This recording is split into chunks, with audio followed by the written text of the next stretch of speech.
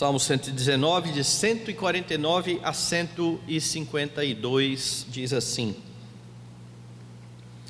Ouve, Senhor, a minha voz, segundo a tua bondade, vivifica-me, segundo os teus juízos. Aproximam-se de mim os que andam após a maldade, eles se afastam da tua lei. Tu estás perto, Senhor, e todos os teus mandamentos são verdade. Quanto às tuas prescrições, há muito sei que as estabeleceste para sempre. Oremos mais uma vez, irmãos. Amado Senhor, nós queremos exaltar a tua majestade, queremos engrandecer o teu nome nesta manhã, pois temos o privilégio de atender à santa convocação do Senhor, no dia do Senhor, a fim de nos reunir, ó Deus, para prestar o culto devido ao teu nome. Somos gratos, ó Deus, porque sabemos que somos imerecedores, mas por causa de Cristo e unicamente pelos méritos de Cristo, o Senhor nos recebe mais uma vez na tua presença, aceita os nossos louvores, e certamente o Senhor se agrada em falar ao nosso coração por meio da tua palavra que foi lida e que será pregada neste momento.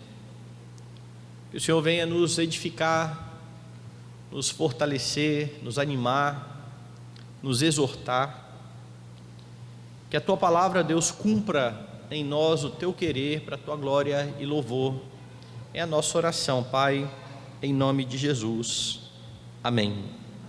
Os momentos em que você precisará de socorro, do socorro do Senhor, são muitos. Entretanto, mesmo sendo cristão, você por vezes esquece as verdades que a Escritura declara a respeito daquilo que você pode e deve esperar do Senhor. Nós vimos nos 4 primeiros versículos dessa 19ª estrofe do Salmo 119, lembrando que essa 19ª estrofe tem todos os versículos começados pela letra Kof. Você viu que o salmista ensina aqui como que você deve clamar pelo socorro do Senhor. De que maneira você deve clamar pelo socorro quando você está em meio às suas tribulações? E nestes 4 primeiros versículos, você percebe que você deve clamar ao Senhor de todo o coração, e é dessa maneira que Deus te vê, não por causa do seu esforço em amá-lo de todo o coração, mas por causa daquilo que Cristo fez, e que possibilita agora que o Senhor olhe para você, e veja você por meio do Senhor Jesus Cristo, em Jesus Cristo, e aí então Ele te vê como alguém que ama de todo o coração. Você clama pelo socorro na expectativa de que o Senhor está ouvindo, você clama pelo socorro com esperança, e a esperança do salmista está alicerçada nas promessas feitas por Deus em sua palavra, e você clama pelo Senhor como prioridade. A ideia do salmista aqui é que Deus é o primeiro local de refúgio, de socorro que você busca em meio às suas tribulações. Os 4 últimos versículos dessa 19ª estrofe continuam o assunto. O salmista ainda está narrando aqui a sua dificuldade e o seu pedido de socorro ao Senhor.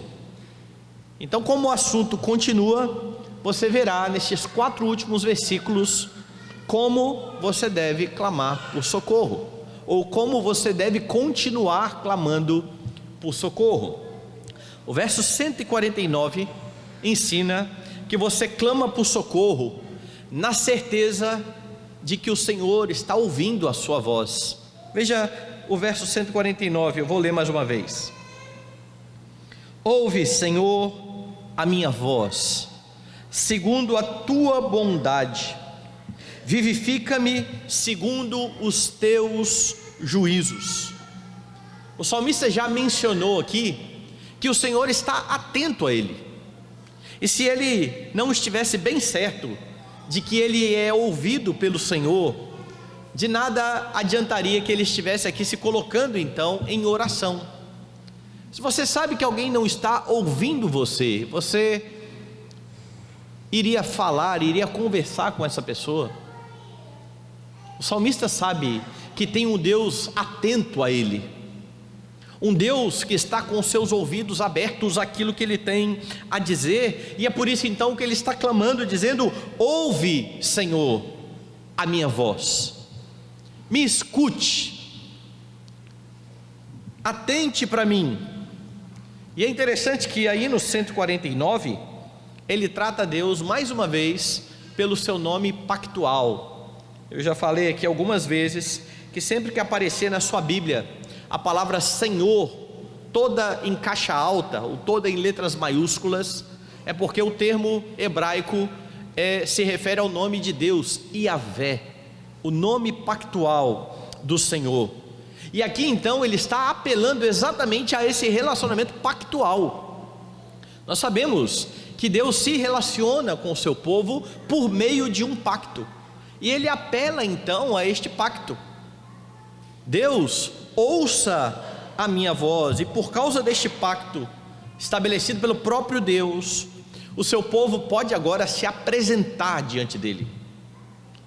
Quando nós nos reunimos na manhã do dia do Senhor e nos apresentamos diante do Senhor, nós fazemos isso por causa do pacto, porque o Senhor estabeleceu com o seu povo uma aliança. E aí então você lembra do livro de Êxodo. Quando você olha lá para o livro de Êxodo, você percebe que Deus se apresenta a Moisés exatamente desta forma, como o Deus do pacto. Depois de 400 anos que o povo experimentou a escravidão ali no Egito, Deus se apresenta a Moisés ali na sarça, e então ele vai dizer que é o Deus de Abraão, de Isaque e de Jacó, apontando exatamente para este pacto que foi estabelecido. E quando então Moisés pergunta para ele: olha, Senhor, eu vou até o povo, e este povo vai perguntar quem é esse Deus, o que eu vou dizer a esse povo? E então Deus anuncia o seu nome pactual: diga que Yahvé o enviou, diga que o Eu Sou enviou a você. E lá naquele contexto, Deus vai dizer o seguinte, no capítulo 3, verso 7, ele diz que ouviu o clamor do povo por causa dos seus exatores. O povo estava sofrendo, o povo estava clamando, e Deus está dizendo para Moisés: olha, Moisés, eu ouvi, eu escutei o clamor deste povo. E agora este homem aqui no Salmo de número 119 está com a mesma expectativa de que este Deus que estabeleceu o seu pacto, que estabeleceu a sua aliança, também dará ouvidos à sua voz. Ouve, Senhor, a minha voz. Ouvir ao povo está em acordo com o caráter de Deus,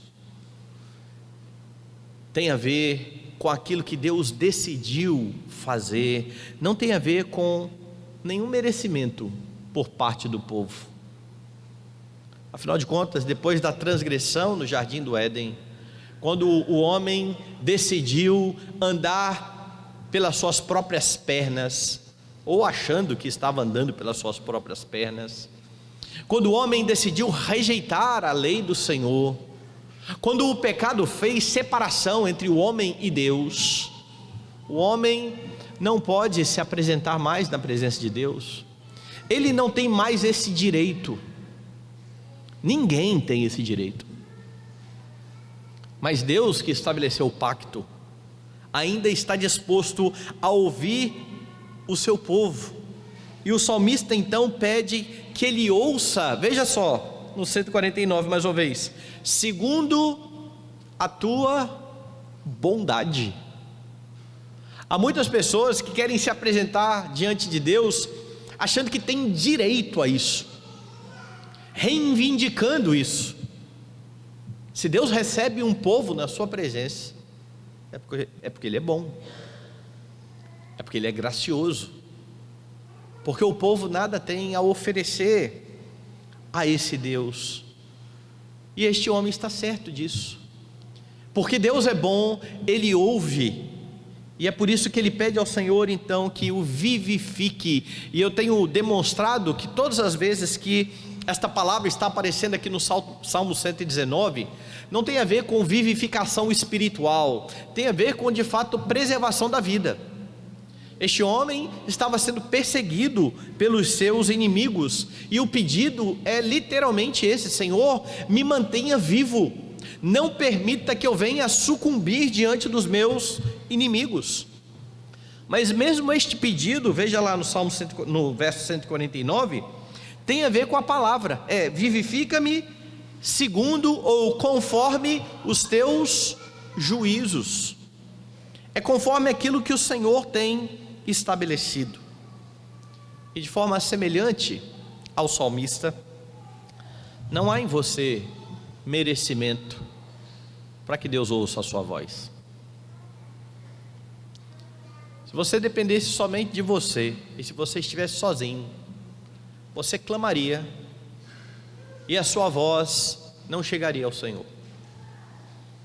Você clamaria, e o Senhor se faria de surdo. Ele não ouviria você. Na verdade, se dependesse só de merecimento, nenhum pecador teria a permissão de se colocar diante do Senhor para pedir o que quer que seja. Veja, nenhum pecador teria direito de chegar diante do Senhor, nem mesmo para render a glória devida ao nome dele, quanto mais para pedir alguma coisa. Mas Deus enviou o seu Filho, nascido de mulher, nascido sob a lei, a fim de, como diz Paulo, de resgatar aqueles que estavam debaixo da maldição da lei, aqueles que mereciam somente a morte. Eles foram resgatados, eles foram feitos nova criatura, e agora, por causa do seu mediador, eles têm livre acesso ao trono da graça de Deus. Deus, em seu pacto, enviou o seu Filho para que o seu povo tivesse redenção. Então, se você está em Jesus Cristo, se você confiou nos méritos do Senhor, se você entendeu a sua situação de pecado e de miséria, se você reconheceu que somente por meio de Cristo que você pode se achegar a Deus, você também pode ter plena certeza de que você é ouvido pelo Pai quando você clama em meio às suas dificuldades. Todos aqueles que estão em Jesus Cristo têm livre acesso ao trono da graça de Deus. Clamam e são ouvidos, pedem e são atendidos. Logo, quando você se colocar diante de Deus em oração, não faça isso sem fé, não faça isso de qualquer forma, ou não faça isso somente pro forma. Eu tenho que orar, né? É isso que crente faz. Não, entenda o grande privilégio. Cristo é aquele que faz com que a sua voz seja ouvida diante do Pai. É isso que o escritor aos Hebreus vai ensinar. Ele vai chegar lá no capítulo 10 e vai dizer assim: tendo, pois, irmãos, intrepidez para entrar no Santo dos Santos pelo sangue de Jesus, pelo novo e vivo caminho que Ele nos consagrou pelo véu, isto é, pela sua carne. E tendo grande sacerdote sobre a casa de Deus, aproximemo-nos com sincero coração, em plena certeza de fé, tendo o coração purificado de má consciência e lavado o corpo com água pura. O convite do escritor aos Hebreus é um convite que, se fosse feito na antiga aliança ou na antiga administração da aliança, era um convite mortal, porque qualquer um que não fosse o sacerdote, que se atrevesse a pisar no Santo dos Santos, morreria. Mas agora um novo sacerdote se apresentou, um sacerdote que não somente entrou no Santo dos Santos com sangue alheio, mas que derramou o seu próprio sangue e agora rasgou o véu, para que você, pecador, agora redimido por Jesus Cristo, pudesse entrar no Santo dos Santos com intrepidez, sem medo de morrer. Alguém morreu no seu lugar,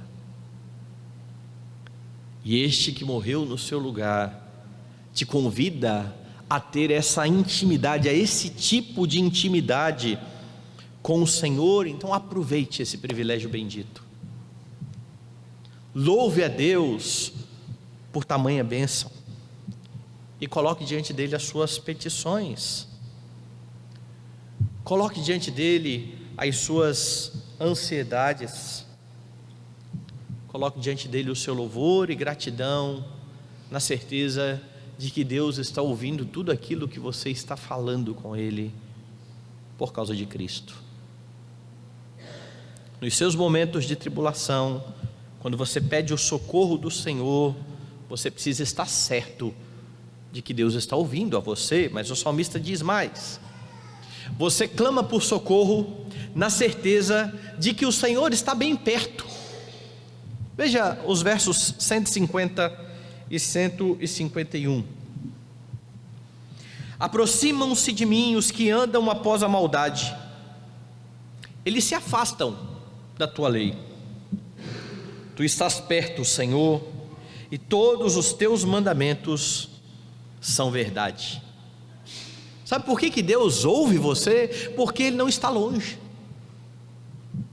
Ele está bem perto. Ele caminha com você.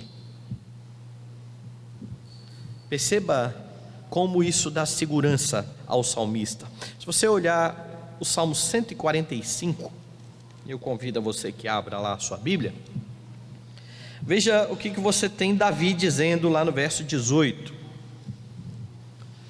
perto está o Senhor de todos os que o invocam, de todos os que o invocam em verdade. Deus está perto. Isso dá segurança ao salmista no Salmo 119. Veja a parte A do verso 150, ele diz assim: aproximam-se de mim os que andam após a maldade. E aqui ele está fazendo um contraste bastante interessante. Está dizendo: olha, aqueles que estão tramando contra mim estão chegando perto, eles estão se aproximando de mim. O perigo então é iminente, o perigo é real, não é hipotético, não é uma coisa que talvez um dia ele venha a passar. Está acontecendo. O inimigo está chegando perto, está se aproximando. Mas veja a parte B: eles se afastam da tua lei. Bom, todo aquele que se afasta da lei do Senhor anda de acordo com seus próprios princípios, e isso então leva os seus inimigos a pensar em maldades contra o salmista. É porque eles estão longe do Senhor que eles se aproximam do salmista, levando risco, levando problemas. O estar longe da lei, sem levar em conta os preceitos da lei do Senhor, leva estes homens a pecar contra o salmista, leva estes homens a intentar o mal contra o salmista. Mas o salmista não está desesperado, ele não está amargurado. Este homem está pedindo socorro a Deus, e ele afirma no verso 151 o seguinte: tu estás perto, Senhor, e todos os teus mandamentos são verdade. Veja que o inimigo está se aproximando, Deus já está perto, Deus já está com ele, Deus já está ao seu lado. não há o que temer. Não importa o tipo de perigo que ele venha enfrentar, não importa o tipo de problema que esteja se aproximando, Deus está aqui. Eu não tenho que correr até onde está Deus, Ele está comigo, todos os dias, e continuará até a consumação dos séculos. O Senhor está perto de todos os que o buscam, de todos os que o invocam em verdade, como diz lá no Salmo 145, verso 18. Então não importa o tamanho do perigo que você vem enfrentar, e neste mundo caído, neste mundo quebrado, neste mundo que foi amaldiçoado por causa do pecado de Adão, os perigos são variados. Você enfrenta perigos todos os dias.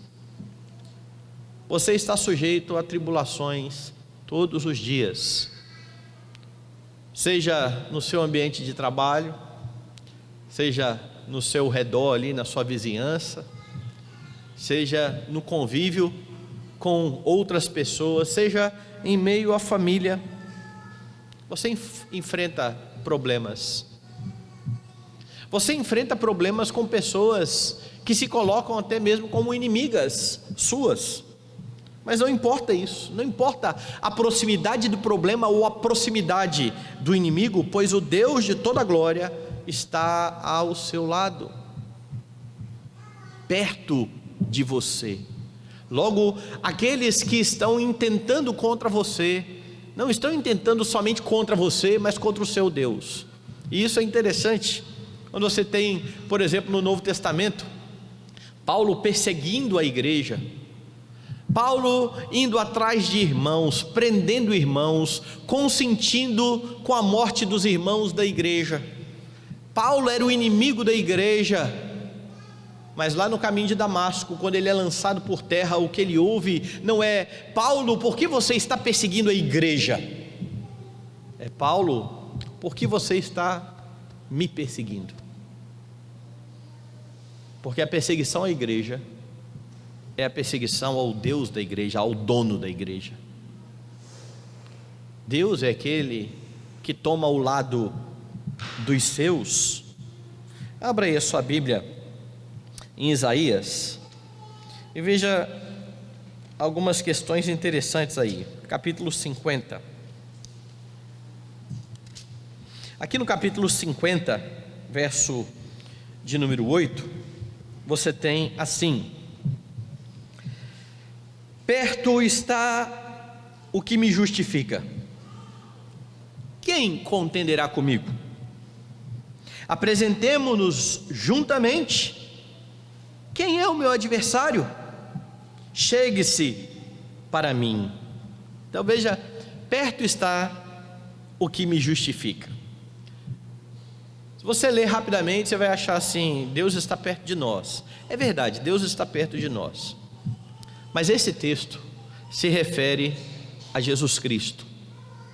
Esse texto do capítulo 50 é uma descrição do servo do Senhor, que é também aquele que levará a luz aos gentios. Aqui no capítulo 50, o servo do Senhor está sendo ultrajado, e você sabe que isso acontecerá com Cristo. Mas ao lado do Senhor Jesus Cristo está o seu Pai, aquele que nesse sentido aqui o justifica. O Pai era com o Filho, essa é a ideia aqui. O Pai estava próximo do seu Filho, não havia o que temer. Se você olhar um pouco antes, no capítulo 48 de Isaías, você tem a descrição de Israel. Enquanto lá no capítulo 50 você tem o servo do Senhor, a quem o Senhor guarda, aqui no capítulo 48 você tem a descrição da maldade, da infidelidade do povo. Só para você ter ideia, veja o versículo 1: ouvi isto, casa de Jacó, que vos chamais pelo nome de Israel, e saístes da linhagem de Judá, que jurais pelo nome do Senhor, e confessais o Deus de Israel. mas não em verdade, nem em justiça. Deus está dizendo: vocês são um povo que tem o meu nome nos lábios, mas isso é uma mentira. Vocês não estão andando comigo. Veja agora o verso 4. Porque eu sabia que eras obstinado, a tua cerviz é um tendão de ferro e tens a testa de bronze. A acusação de Deus contra o povo é grave. Este é um povo obstinado. Verso 8: tu nem as ouviste, nem as conheceste, nem tampouco antecipadamente se te abriram os ouvidos, porque eu sabia que procederias muito perfidamente e eras chamado de transgressor desde o ventre materno. E agora Deus está lembrando Israel da sua origem. Por que Israel é transgressor desde o ventre materno? Você se lembra do nascimento dos gêmeos? Ele está fazendo menção exatamente àquilo que aconteceu. Israel é um povo transgressor. Israel é um povo que não anda na presença do Senhor. É um povo infiel. No capítulo 49, você tem então, para te ajudar aí, o título da sociedade bíblica: o servo do Senhor é a luz dos gentios. E mais uma vez você tem uma descrição do Messias, esse que virá para redimir esse povo, que anda desta maneira, perfidamente. Veja no versículo 5: mas agora diz o Senhor, que me formou desde o ventre para ser o seu servo, para que torne a trazer Jacó e para reunir Israel a ele, porque eu sou glorificado perante o Senhor, e o meu Deus é a minha força. E a menção aqui agora é a encarnação de Cristo, que sendo Deus, foi formado no ventre de uma virgem, a fim de redimir um povo, a fim de trazer este povo que está andando longe dos caminhos do Senhor, este povo que é infiel, para perto, para redimir este povo. Verso 6: sim, diz ele, pouco é o seres meu servo, para restaurares as tribos de Jacó, e tornares a trazer os remanescentes de Israel. Também te dei como luz para os gentios, para seres a minha salvação até a extremidade da terra. Assim diz o Senhor, o Redentor e Santo de Israel, ao que é desprezado, ao aborrecido das nações, ao servo dos tiranos. Os reis o verão, os príncipes se levantarão, e eles te adorarão por amor do Senhor, que é fiel, e do Santo de Israel, que te escolheu. Aquele povo do capítulo 48, obstinado, infiel, não será punido, porque o servo que aparece no capítulo 49 e no capítulo 50, aquele que será formado no ventre da virgem, aquele que cumprirá toda a lei e que morrerá pelo seu povo, irá justificar o seu povo. É o Senhor quem justifica o seu povo. E talvez você pense assim: mas o que isso tem a ver com o salmista? Bom, eu estou dizendo que o salmista está certo de que Deus está perto dele, e toda essa ideia de justificação que eu li aqui agora estará na pena de Paulo, quando ele escreve aos Romanos. Dê uma olhada lá em Romanos, capítulo 8.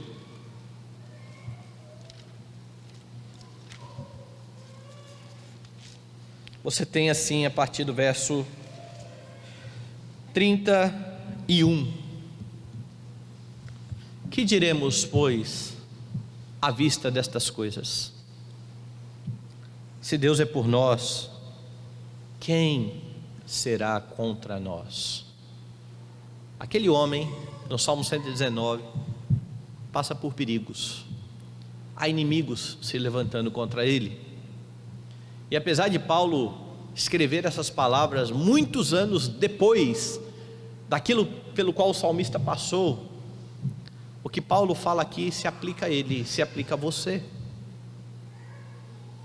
Aquele que não poupou o seu próprio filho, antes por todos nós o entregou, porventura não nos dará graciosamente com ele todas as coisas? Quem intentará acusação contra os eleitos de Deus? É Deus quem os justifica. Quem os condenará? É Cristo Jesus quem morreu, ou antes, quem ressuscitou, o qual está à direita de Deus e também intercede por nós. Este Deus está muito perto, está muito próximo. Ele justifica a sua vida a fim de que você possa se apresentar diante dele. O Senhor que está perto de você se fez carne, habitou entre nós, como disse João, vimos a sua glória. Ele morreu pelo seu pecado, a fim de que você fosse amparado. Ao clamar por socorro, lembre-se então que Ele está ao seu lado, que Ele não se afasta de você, que Ele não vai te abandonar. A sua convicção precisa ser o tempo todo de que, ainda que todos abandonem a sua vida, o Senhor continua ao seu lado. Isso significa então que o Senhor a quem você clama e que está ao seu lado te dá tranquilidade. Logo, você não precisa ter medo dos homens, você não precisa temer as circunstâncias. Ninguém pode intentar acusação sobre aqueles que o Senhor justifica. Se você estivesse somente por sua própria conta,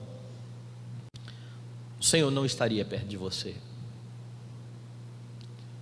Alguém que não tenha Cristo pode clamar, pode gritar, pode pedir por socorro, não será ouvido. O Senhor ouve aqueles que estão unidos ao seu Filho. Esteja certo disso. E se você está próximo do Senhor, lembre-se que você não pode imitar aquilo que é mal, porque aqueles que estão unidos a Cristo foram chamados para caminhar em santidade. O problema é que muitas vezes nós fechamos o ouvido e não escutamos o Senhor e a sua lei. Crentes que se esquecem dessa realidade de que Deus está perto, geralmente agem por conta própria e acabam pecando contra o Senhor, acabam querendo dar o seu próprio jeito nas suas situações adversas. Você clama por socorro na certeza de que Deus está perto. Por último, você clama por socorro na certeza de que a lei de Deus é uma lei eterna. 152. Quanto às tuas prescrições, há muito sei que as estabeleceste para sempre. Este homem que está clamando a Deus, ele confia plenamente na palavra do Senhor. E mais uma vez aqui, ele está identificando a palavra com o seu autor. Deus existe para sempre, logo a sua lei é eterna. Ela existe desde sempre.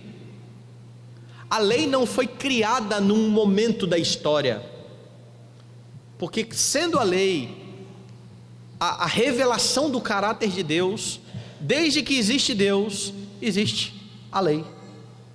Ela é eterna, ela é desde sempre. Quanto mais você conhece essa palavra, mais então você conhece o seu Deus. Quanto mais convicto sobre o caráter de Deus, mais você confia na palavra. As duas coisas, elas vão se retroalimentando, porque o conhecimento de Deus depende do conhecimento da palavra. O conhecimento da palavra é fortalecido por aquilo que você sabe que Deus é, e é por isso que você tem Jesus dizendo: eu sou a verdade, e ao mesmo tempo dizendo: a palavra é a verdade. Você não dissocia estas coisas. Jesus, que é a verdade, fala na Escritura. A palavra que é a verdade aponta de forma categórica e fiel para aquele que é o seu autor. É impossível separar estas duas coisas. Então, no meio das suas tribulações, você precisa atentar à Escritura, à palavra. Você precisa tê-la bem perto do seu coração. E ter essa compreensão vai levar você a confiar em tudo aquilo que Deus diz. E eu acabei de ler um texto aqui, onde Paulo diz: quem é que vai intentar acusação contra você? Deus te justificou. Bom, Paulo falou isso, você confia nisso? Você está bem convicto de que aquilo que Paulo falou é verdade sobre você? Quando você clama por socorro, você pode estar certo que Deus ouve, porque a Bíblia diz isso. Você pode saber que Deus está perto, porque a Bíblia diz isso. É na Bíblia, é na Escritura que você sabe isso. Estar convicto de que esta palavra é a verdade eterna vai levar você a confiar no Deus que tem se revelado por meio dela. Então, se Deus afirma que fará alguma coisa, certamente Ele levará a cabo. E veja, você não tem essa segurança nos homens. Homens são falhos. Por vezes eles até empenham a sua palavra e falham. Deliberadamente, porque não querem cumprir, ou por impossibilidade. Deus não. Quando Ele fala, Ele cumpre. Você não tem a segurança que você tem em Deus em nenhuma outra fonte.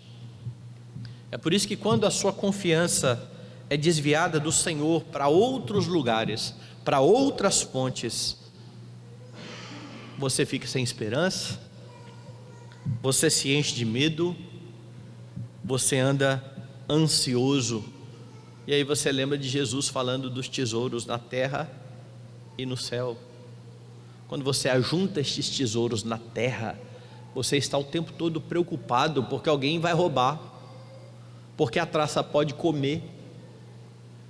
Mas se os tesouros que você ajunta estão no céu,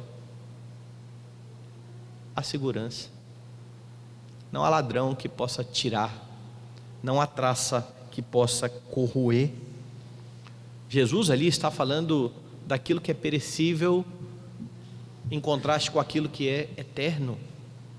As fontes que você procura longe de Deus, elas não são confiáveis porque elas são perecíveis.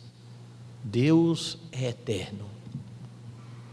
Deus existe desde todo sempre. Então, em suas tribulações, você pode e deve clamar por socorro, na certeza de que Deus ouve você, de que os ouvidos, como nós cantamos há pouco, estão sensíveis para ouvir o clamor do seu povo, certo de que Ele está perto de você todos os dias, e assim o continuará até a consumação dos séculos, certo de que a sua lei é eterna. A palavra do Senhor nunca cairá em desuso, ela nunca vai ficar obsoleta, ela nunca precisará de atualizações. Você pode confiar em tudo que a Escritura diz e ter plena convicção disso.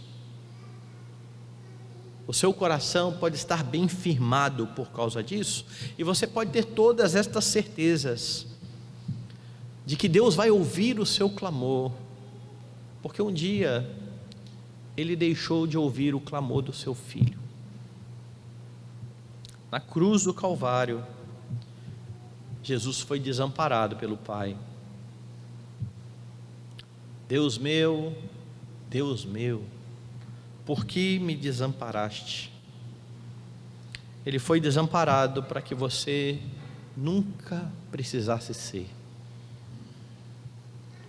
Ele foi traspassado pelo Pai para que você não precisasse morrer por causa do seu pecado. Todas as tuas iniquidades foram moídas em Jesus Cristo, naquela cruz, no Pai que desamparou o seu Filho, para que você fosse justificado por Ele. E é por causa dessa obra bendita do seu Redentor, que o Pai estará sempre com os ouvidos atentos ao seu clamor. De igual forma, você agora pode abrir bem os seus ouvidos e ouvir a voz de Cristo por meio da Escritura. Não deixe esse privilégio de lado. Sobretudo o privilégio de no dia do Senhor se reunir com a igreja, a fim de ouvir o Senhor falar ao seu povo. Somente na Escritura você aprenderá mais sobre este Redentor bendito, sobre o seu caráter e sobre as suas promessas. Então não deixe de lado o estudo da palavra, não deixe de lado o seu culto doméstico, não deixe de lado as reuniões da igreja em que a igreja está aprendendo da Escritura, não deixe de lado o culto público em que Deus fala ao seu povo. E por meio da Escritura, receba o consolo que Deus tem prometido a todos aqueles que estão em Jesus Cristo, confiados no Deus que nunca falha em suas promessas.